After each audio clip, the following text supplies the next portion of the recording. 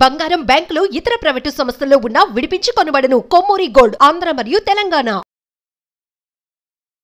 నమస్తే, welcome to మనం TV. ప్రస్తుతం మనతో పాటు ఉన్నారు ఆయుర్వేదిక్ డాక్టర్ అలాగే లైఫ్ కోచ్ అను చౌదరి గారు. వారితో మాట్లాడదాం. హలో డాక్టర్, నమస్తే. నమస్తే అమ్మా. జనరల్ గా మ్యామ్ మనం ఈ కీళ్ళవాతం అనేది వింటూనే ఉంటాం. అసలు కీళ్ళవాతం అంటే ఏంటి? కీళ్ళ నొప్పులు కీళ్ళవాతం రెండు ఒకటేనా? అలాగే ఎలాంటి ఫుడ్ తీసుకోవాలి? కీళ్ళవాతం ఉన్న వాళ్ళు కొన్ని ఫుడ్స్ తినొద్దు అంటారు కదా, వంకాయ కానీ దుంపలు కానీ, అలా ఇంకా ఎలాంటి ఫుడ్స్ అవాయిడ్ చేయాలి అంటారు? ఫస్ట్ కీళ్ళవాతం అంటే ఏంటో తెలుసుకుందాం.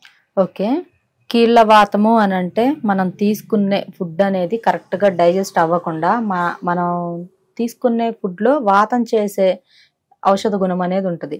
సో దాన్ని ఎప్పటికప్పుడు మనం క్లీన్ చేసుకుంటూ ఉండాలి. సో అలా క్లీన్ చేసుకోకుండా లైక్ నచ్చిన ఫుడ్స్ అన్ని తింటూ like paneer masala curry, butter masala curry, like type of masala curries, gravy curries తింటాము. సో ఇటువంటివన్నీ తిన్నప్పుడు మనకి వాతం అనేది చేరుతుంది బాడీలో.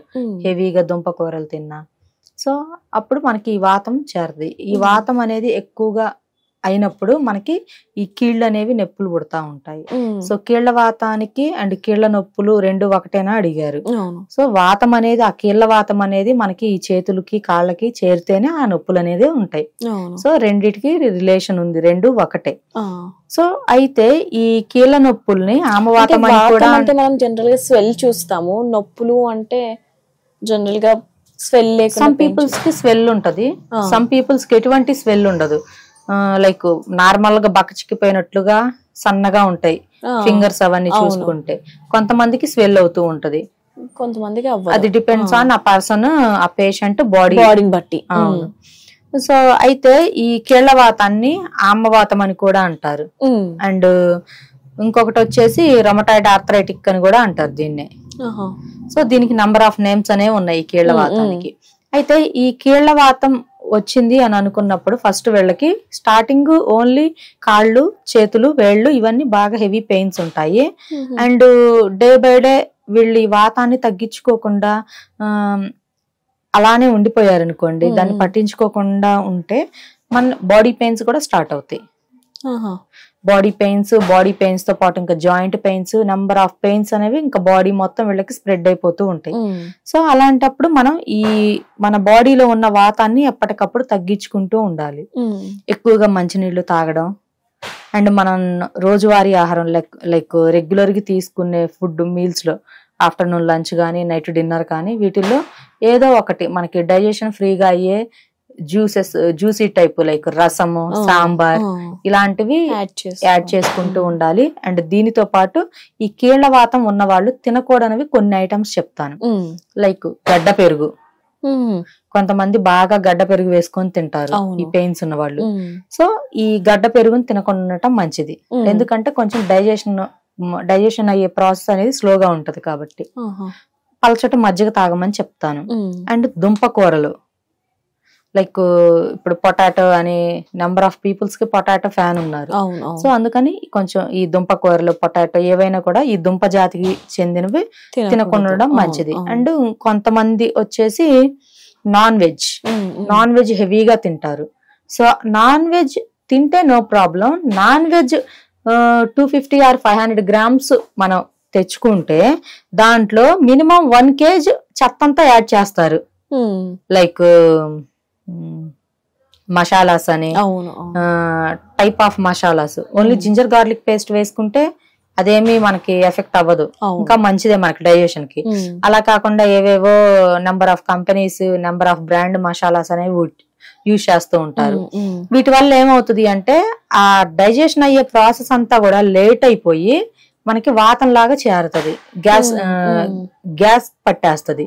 సో మనం తీసుకున్న ఆ ఫుడ్ మళ్ళీ గ్యాస్ డైజెస్ట్ అవ్వకుండా గ్యాస్ ఫామ్ అయిందని చెప్పేసి మళ్ళీ మనం వెళ్ళి ఒకటి తీసుకుంటాం, ఏవో ఒకటి కూల్ డ్రింక్స్.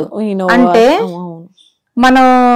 మనం తెలియకుండా తినే ఫుడ్ కి చాలా చైన్ అనేది మనకి ఇక్కడ ఫామ్ అవుతుంది. నాన్ వెజ్ తింటాము, సో ఆ నాన్ వెజ్ నార్మల్ గా వండుకొని తినకుండా ఏవో యాడ్ చేసి కుక్ చేస్తారు. సో కుక్ చేసిన తర్వాత దాన్ని తింటారు. మళ్ళీ అది మనకి గ్యాస్ట్రిక్ ఫామ్ అయింది అనుకోండి, మళ్ళీ ఆ గ్యాస్ తగ్గడానికి మళ్ళీ మనం వెళ్ళి కూల్ డ్రింక్స్ అని ఏదేదో తాగుతాం, స్ప్రైట్ లేదో తాగుతాం. మళ్ళీ వాటికి కూడా కంట్రోల్ అయినప్పుడు మళ్ళీ గ్యాస్ టాబ్లెట్స్ వాడతాము. అంటే ఇదంతా ఏంటంటే మనకు మనం కావాలని తెచ్చుకున్నది ఈ ప్రాసెస్ అంతా. సో అందుకని చెప్పి ఇటువంటి హెవీగా గ్రేవీ కర్రీస్, మసాలా కర్రీస్ తినొద్దని చెప్తాను. ఫ్రీగా డైజెస్ట్ అయ్యి తినమని చెప్తాను. అండ్ వాటితో పాటు వెయిట్ ఎక్కువగా ఉంటారు సమ్ పీపుల్స్. సో కొంచెం వెయిట్ న్యాచురల్ గా తగ్గమని చెప్తాను. వాళ్ళ లైక్ ఏజ్ కి హైట్ కి తగ్గ వెయిట్ ఉంటే మంచిది. అలా కాకుండా 5'5" అలా హైట్ ఉన్న వాళ్ళు కూడా 80-90 kgs అలా ఉంటారు. అలా కాకుండా హైట్ కి తగ్గ వెయిట్ ఉండడం మంచిది. ఇటువంటి ఫుడ్స్ స్టాప్ చేస్తే చాలు. చక్కగా వీళ్ళు న్యాచురల్ గా గ్రీన్ లీవ్స్, ఆకుకూరలు డైలీ ఏదో ఒక ఆకుకూర తింటాం, పల్చగా ఫ్రీగా డైజెస్ట్ అయ్యే జ్యూసెస్ తాగడం, అలాంటివి చేస్తే ఈ కీళ్ళవాతం అనేది న్యాచురల్లీ ఫుడ్ ద్వారా కంట్రోల్ అవుతుంది. అండ్ ఇంకొకటి వచ్చేసి ఆయుర్వేదం మనం చెప్పుకున్నాం దీనికి సంబంధించి. సో కీళ్ళవాతం తగ్గడానికి ఒక పద్యాహారం చెప్తాను.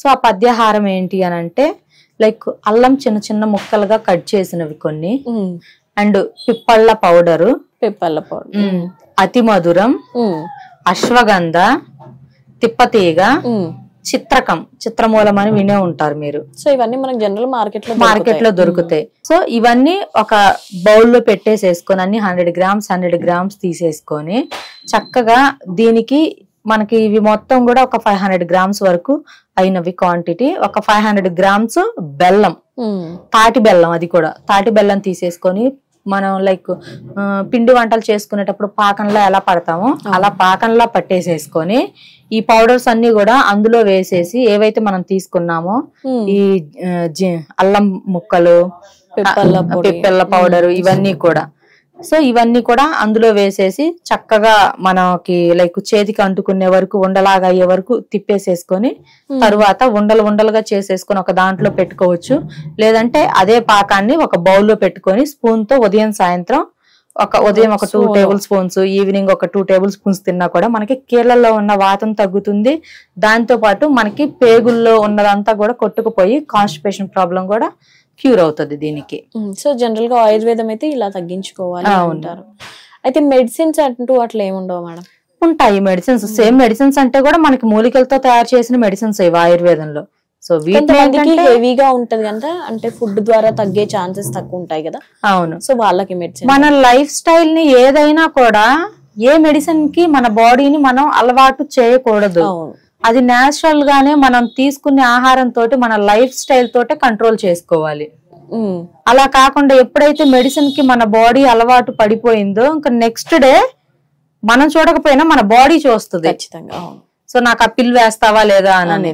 సో అందుకని అలా కాకుండా మన బాడీని అన్నిటికీ తట్టుకునే విధంగా మనకి మనం రెడీ చేసి పెట్టుకోవాలి. అవును. Yes, right. థాంక్యూ.